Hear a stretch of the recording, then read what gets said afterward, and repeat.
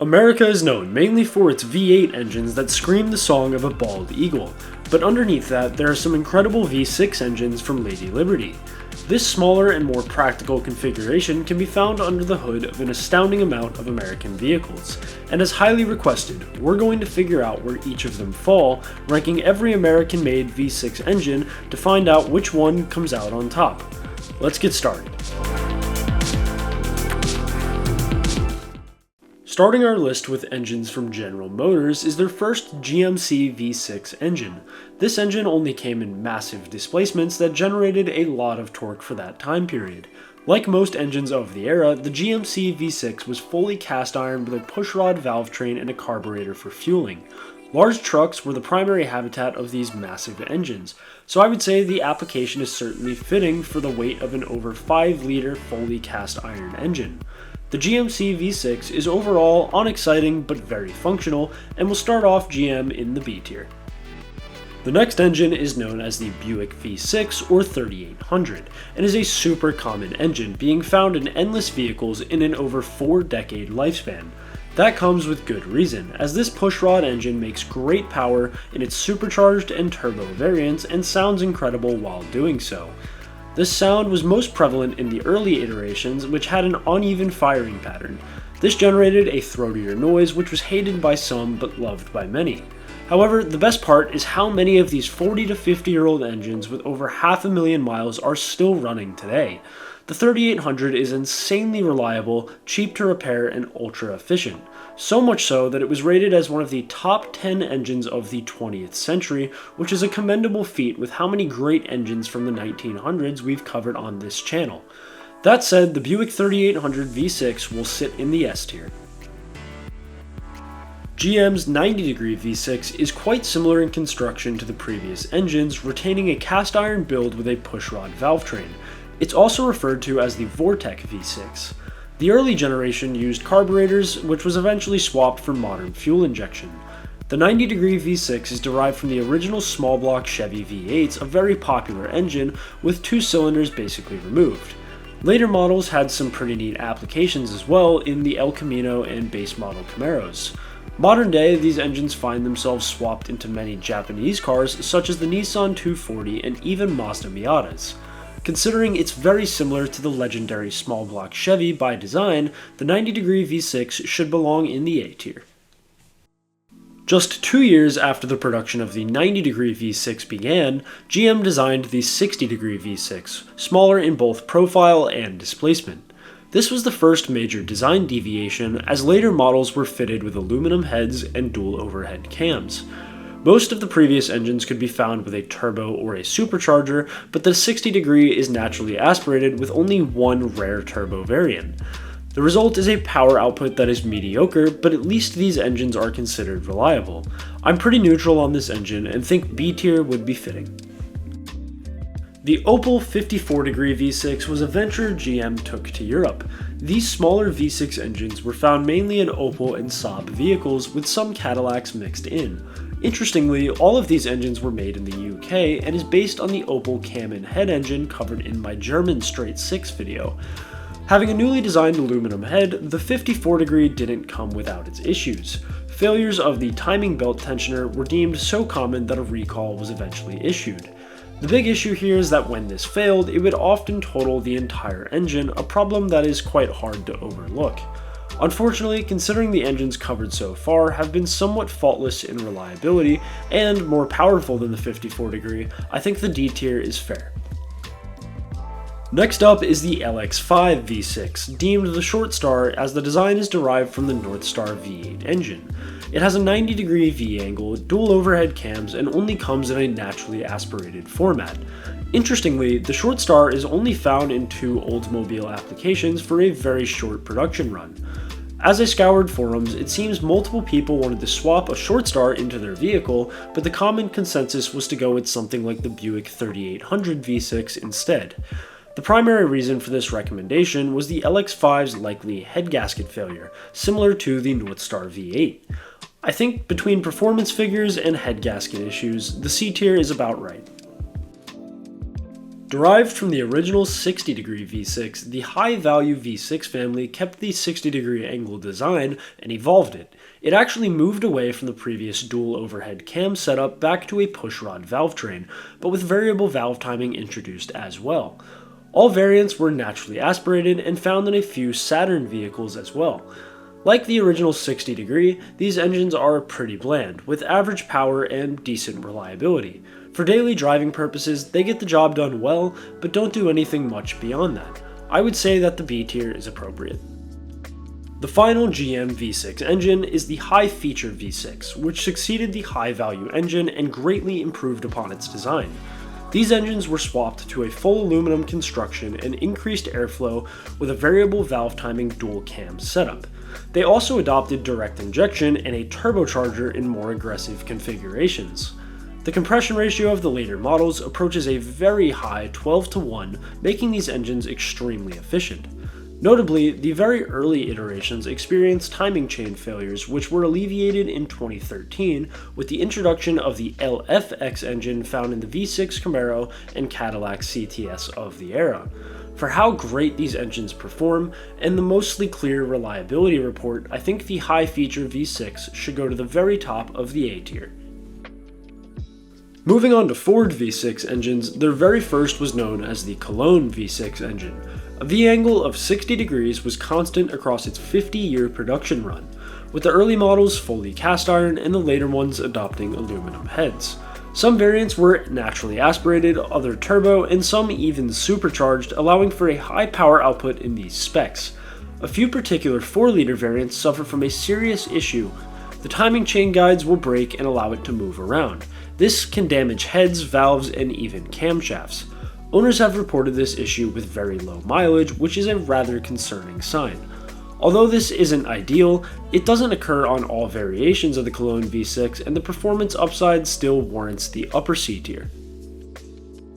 The Essex V6 had an adjacent production run with the Cologne engine, and if you're familiar with the Essex, you'll know that there are two of them. This is the 60-degree version produced in the UK, and we'll cover the 90-degree version next. These full cast iron engines had an even firing pattern resulting in a smooth sound. In Ford vehicles, they were only naturally aspirated, but had forced induction in more intriguing applications like the TVR 3000M. With a bit of tuning, these engines really can make impressive power, especially for a V6 in their medium displacement range. There are a few small reliability issues, but nothing catastrophic. The 60-degree Essex is certainly less impressive in its natural Ford applications, but is a good enough engine to deserve the B tier. The 90-degree Essex was produced in North America, specifically in Canada, and is much larger in displacement. Unlike its 60-degree counterpart, these engines had an aluminum head and were found supercharged from the factory in the Ford Thunderbird. Although they look pretty good on paper, forums and owners have quite a bitter feeling towards them. Head gaskets and vibrational instabilities are all too common and have owners searching for the best swap options. In a strange way, this seems like Ford's ill-conceived attempt at making something similar to the Buick 3800. The 90-degree Essex will find itself in the C tier, with the performance upside keeping it a little away from the bottom. The Vulcan V6 was created a little after the Essex engine, and was meant to be more stout and capable of reaching over 200,000 miles. Ford went back to more sturdy cast iron heads and a pushrod setup. The compression ratio was also kept lower at roughly 9:1, which reduced stress on the internals. That said, the compression ratio of an engine is directly tied to efficiency, and the Vulcan is known for terrible gas mileage within the 6-cylinder segment. This also meant very low power output, reaching just over 150 horsepower at its best. Although that's not ideal, considering that these engines are super reliable, I can't fault that, especially when its only applications are in small commuter cars. The Vulcan was a well-built engine, and it was well matched to its applications, and should find itself in the B tier. Next is the SHO V6, which I find to be one of the most interesting engines on this list.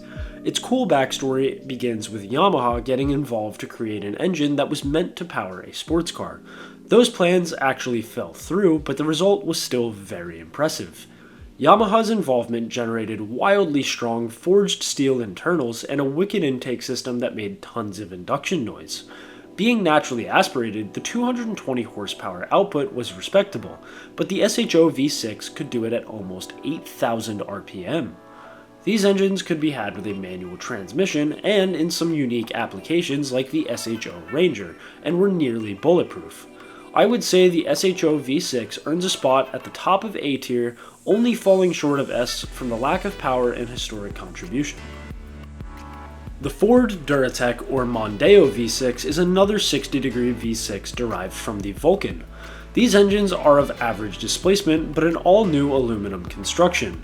In its most powerful format, the Duratec V6 makes over 500 horsepower thanks to a twin-turbo setup. This engine actually won various awards and got wide praise for its reliable and high power output.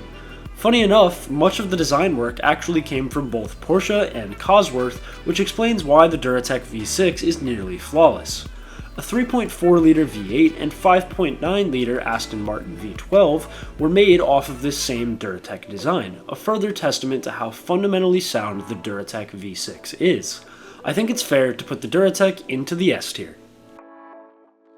Next up is the Cyclone V6, which is also sometimes labeled the Duratec, but it's not the same engine.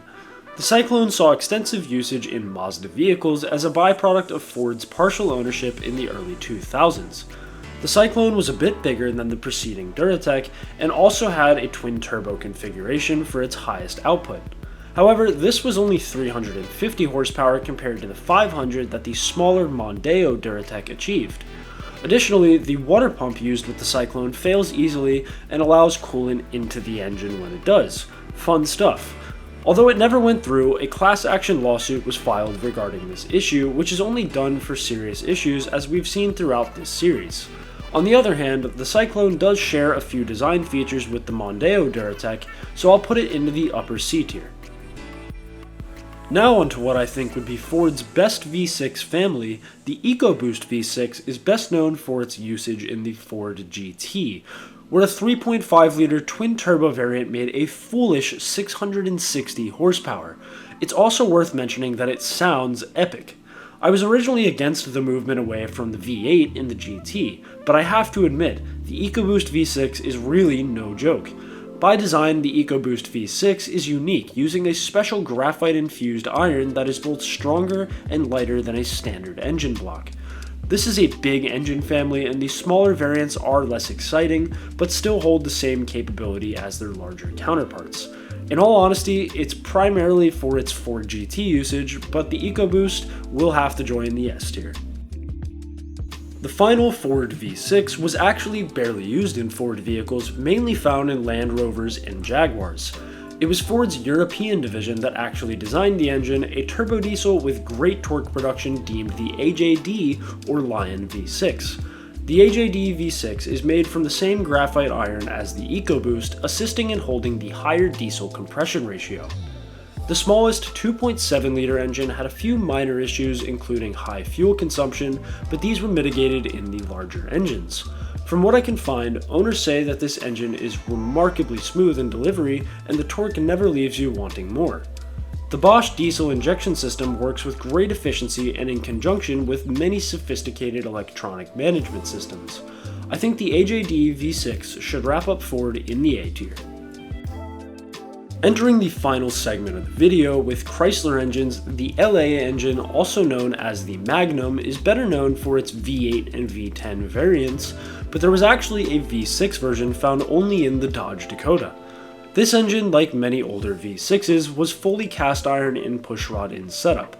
In the initial setup, fuel was fed with a carburetor but eventually swapped to throttle body injection, a rather unconventional choice.